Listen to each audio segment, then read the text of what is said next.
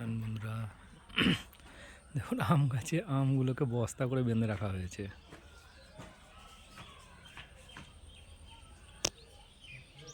দেখেছেন?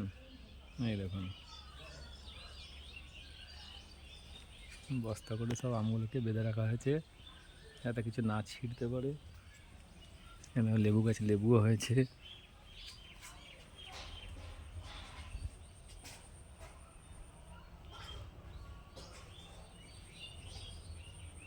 কত সুন্দর!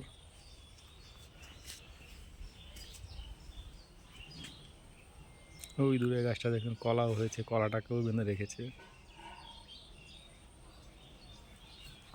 আর একটা জিনিস দেখাই, এই দেখুন মুরগিদের ডিমও পেরেছে দুটো,